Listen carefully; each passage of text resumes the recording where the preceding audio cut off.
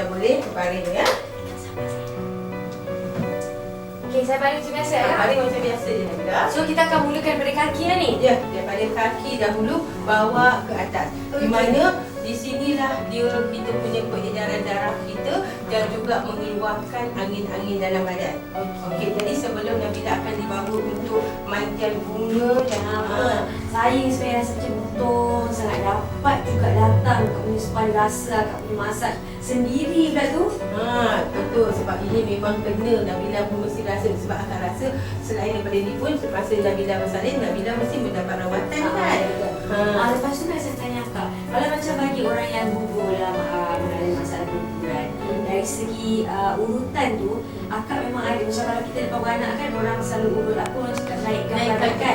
Kalau macam dalam guguran tu pun sama juga? Ya, kena juga. Naik peranakan juga. Naikkan peranakan juga dan kita letakkan di tempat yang betul-betul mereka selesa. Sebab kalau kita Daripada kita ada rawatan apa lagi Kak? Okey, kita ada rawatan di kepala untuk rawatan untuk mengeluarkan angin melalui shampoo.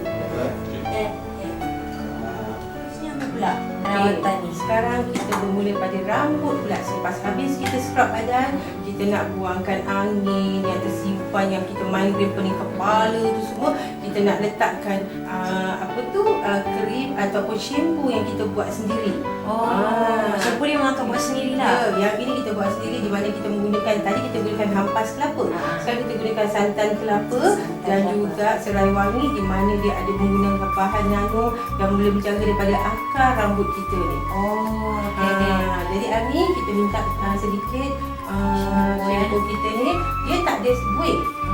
Dia bukan macam shampoo kita pakai selalu tu ada wave, tetapi dia ni boleh untuk menarikkan balik angin-angin yang tersimpan. Tapi dia ada cara urutan ni juga. Nabila. Okey, kita mulakan daripada atas ni dulu. Sedap tak rasa? Sedap.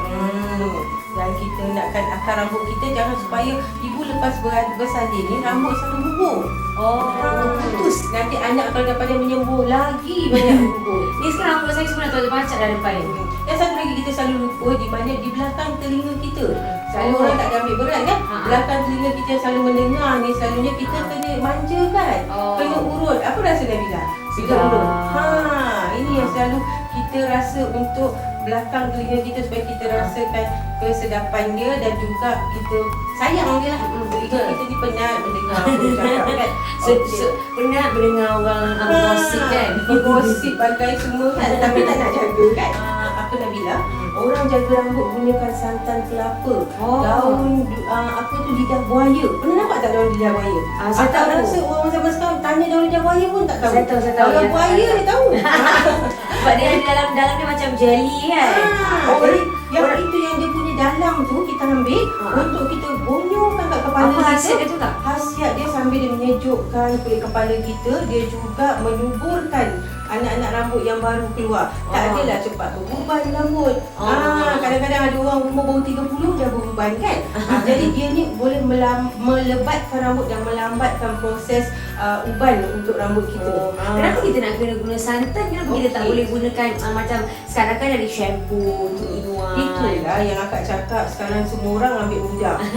Tak ada lagi nak ambil kelapa, santan tu sebab nak santan pun nak kena beli kat luar. Tapi yang kita gunakan santan yang ada di belakang rumah kita pokok kelapa ni, ambil santan itu pegang. Kalau hampas itu untuk kaki, kan murah je belanja. Hampas untuk kaki kita, scrub dia, kasih bersih badan kita. Dan santan untuk kepala menyejukkan dan juga dia juga boleh membantu menghitamkan rambut kita. Barulah rambut kita nampak hitam cantik. Betul tak? Ni apa, kalau macam santan yang kita gunakan tu, kita nak gunakan dia ambil kelapa tua atau kelapa muda? Okey, sebenarnya untuk santan elok kelapa tua lah. Kalau kelapa muda tu buat air sedap, minum kan. Elok ambil yang kelapa tua lah. Ya. Kita blendkan ni, kita beram, terus kita ambil. Jadi kocak air betul-betul.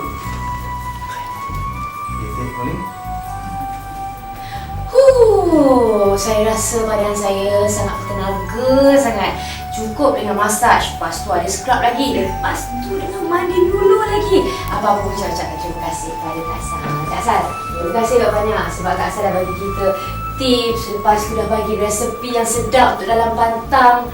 Terima kasih sangat-sangat. Nanti harap satu hari kita jumpa lagi Okey, itu tadi dah cukup dah dengan 3 segmen kita. Macam mana? Terhibur tak? Suka tak? Okey, sekarang ni saya nak pantun dulu ni. Jangan dikocak air bertuba, bimbang ikan ada yang mati. Kandungan gugur ibu berhiba, dugaan disambut tabahkan hati. Macam mana? Sedap tak pantun saya? Okey, kita jumpa lagi di lain hari bersama dengan saya Nabila dalam Perlahan Jiwa. Bye! Kan saya mandi.